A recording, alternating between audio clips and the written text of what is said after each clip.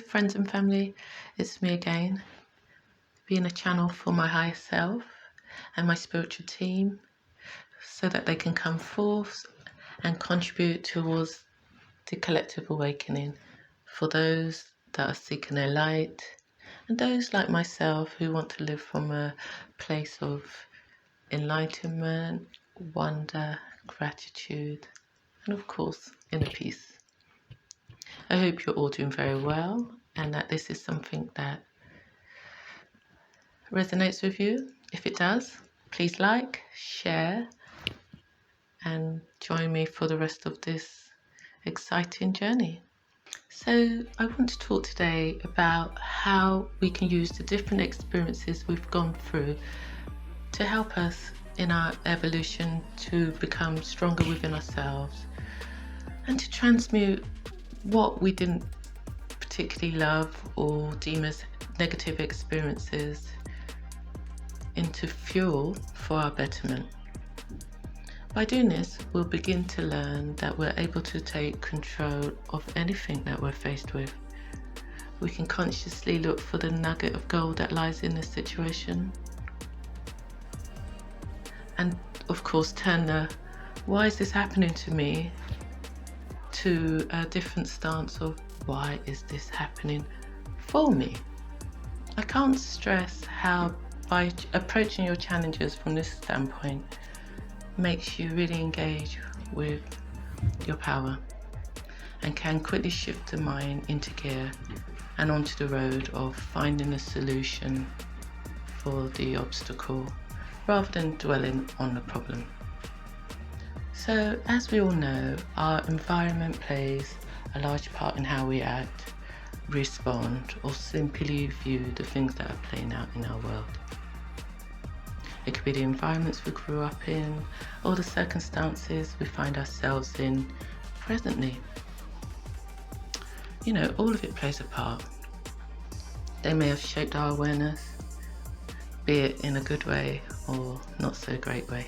And of course, the adage of all we are fed through the different mediums, such as social media, news programs that have their own agenda, wherever it comes from.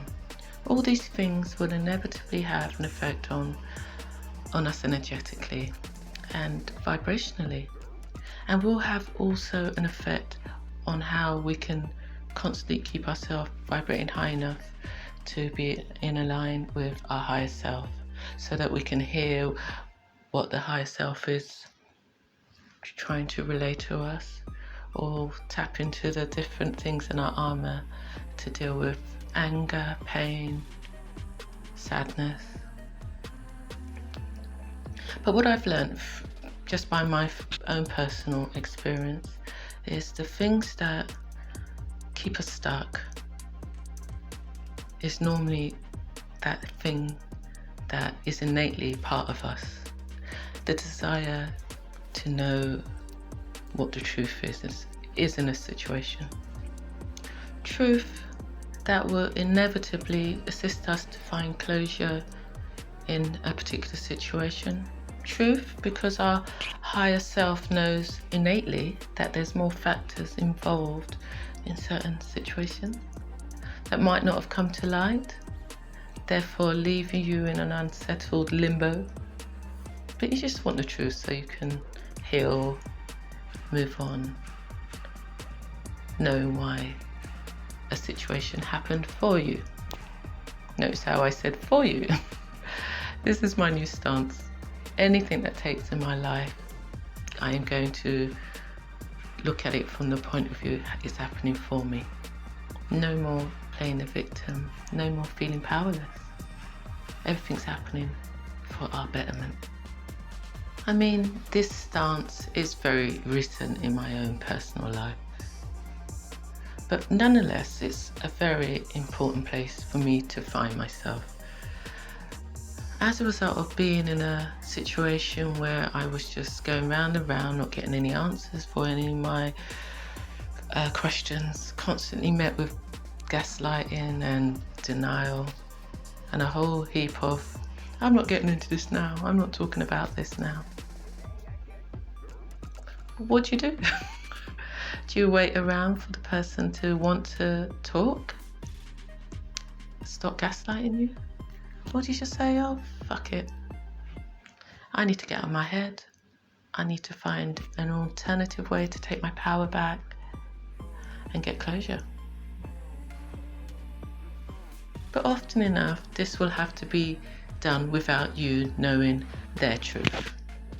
And I say their truth because if you're anything like me, all it takes is to go within, take some quiet time and commune with my higher being, my higher self, the divine.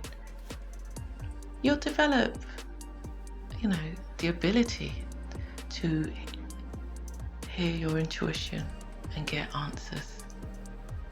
I mean, the discomfort of waiting in vain will dissipate. You'll know and trust that what you're receiving is coming from the divine through your higher self. And of course, that's a trustworthy source. I mean, getting to this place might take a little while if you're new to the process. But the key is consistency and to constantly ask the questions.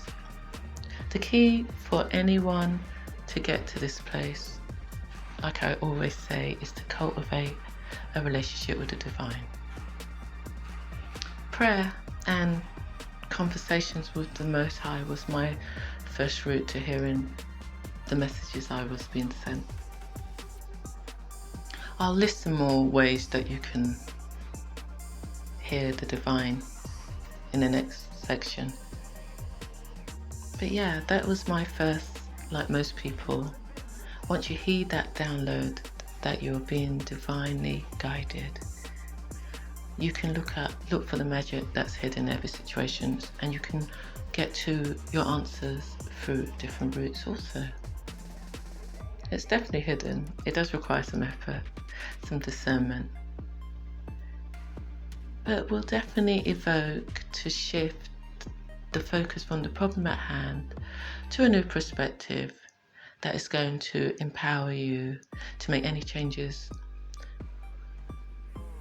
that may be long overdue or putting off for whatever reason. Hence the circumstances that brought you to this place to start with. Everything is working for your higher good. As long as you keep that at the forefront of your mind, you won't take, everything so personally, and you won't go into victim mode. You'll be cool. So how can you transmute the pain into power, I hear you ask? So like I said earlier, cultivating a relationship with the divine is your first step in the process. Being able to communicate both ways, to speak and to hear the direction that is coming back, is definitely necessary in the process. But knowing you're being guided means you can use other tools such as meditation and visualization to speed it up a little bit quicker. Meditation will help you to hear the quiet prompts and direction that you will be given whenever you ask.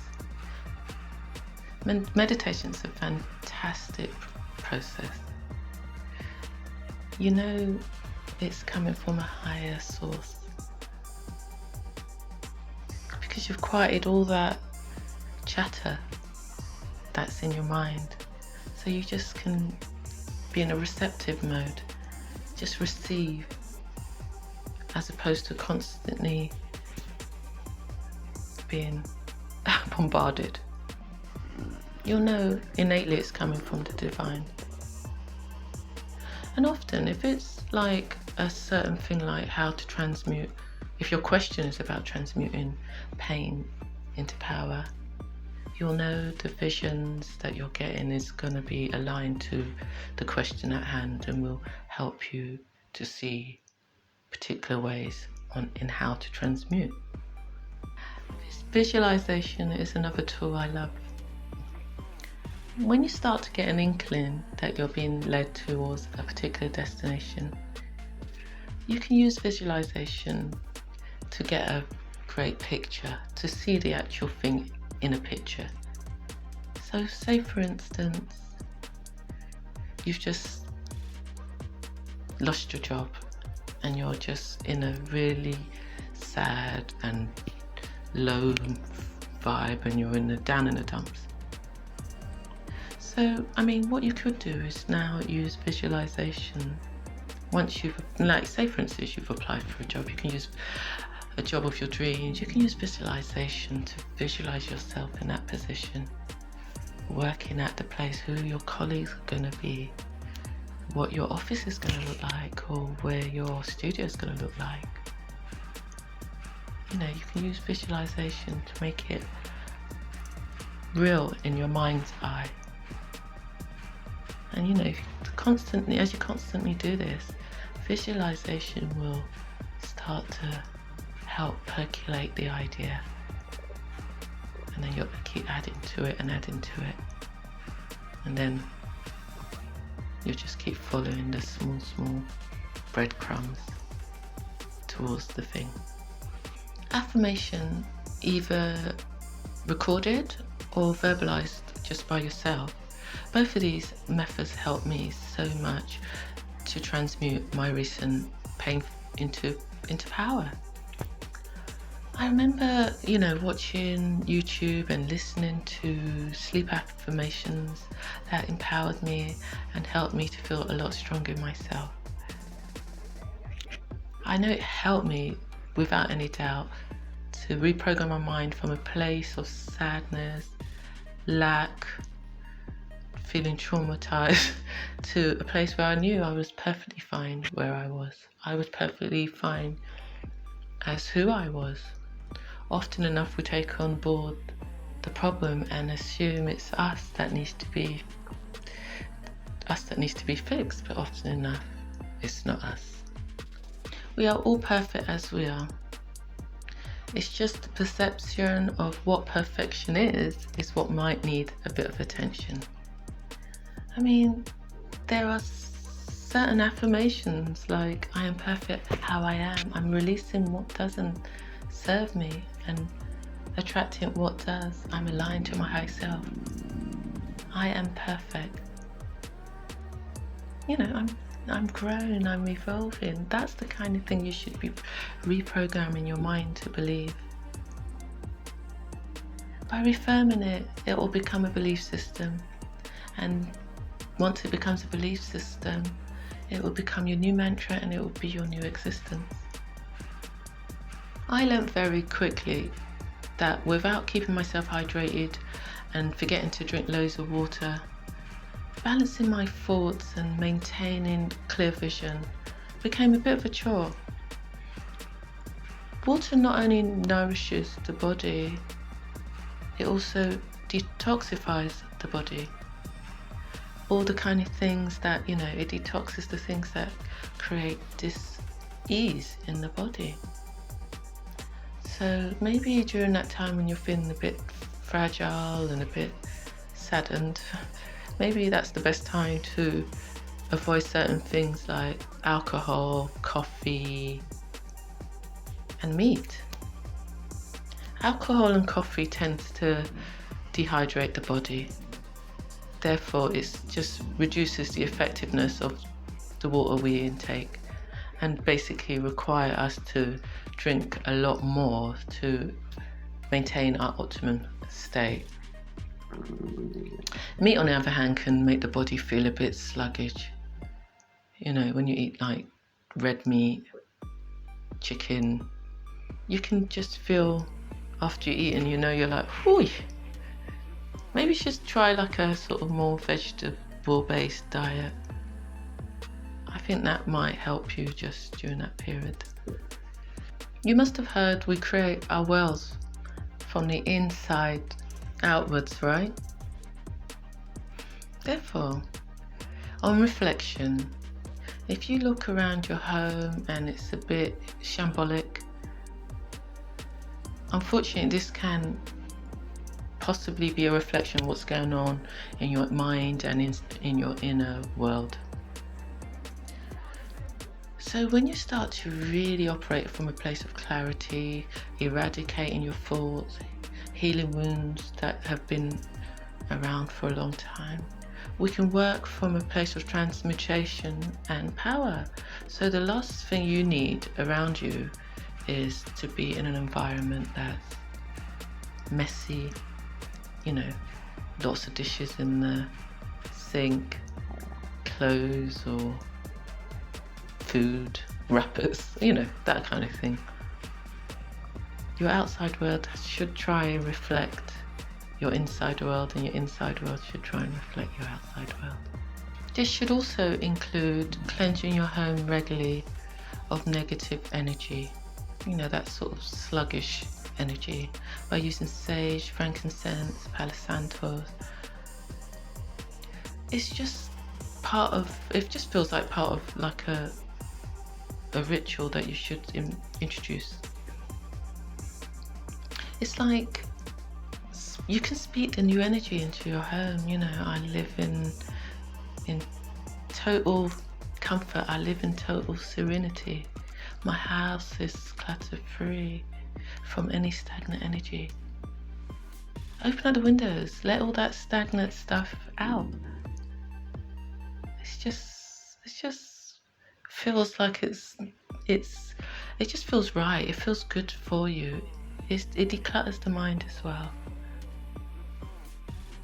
Lastly, you have to want to get to the other side of the pain. And that should be the catalyst to become the change you want to see. It will also determine how successful you are. The more effort you put into it, the more you'll get out. That's just the long and short of it. Don't wait for anybody to be the bigger person and keep you stuck. More than likely, it's not going to happen. You're only responsible for how you react to a situation. That situation that caused the pain. Transmute it. It doesn't happen overnight, and it doesn't mean that the pain disappears instantly. All it does is allow you to love yourself enough to put yourself first. Use the negative energy to create something good out of that situation. It might propel you to create a new career, go traveling. I don't know. It gives you it might give you the impetus to just live a little. Take the power back from what you might have incorrectly given your power away to in the first place. You are the master of your world. No one is. No one else is. Just know that and remember, because that will always keep you empowered and not let you feel like you've been victimized or whatever it is going to be over your head for ages. It can be, but if you take your power back and transmute it, anything can happen. So on that note, I'm going to leave it there. Thank you so much. I hope you enjoyed it. If you did, please like, share, and subscribe. And if you would like to have any conversations regarding this topic, please leave a comment in the comment section. Thanks for watching. Namaste, my people.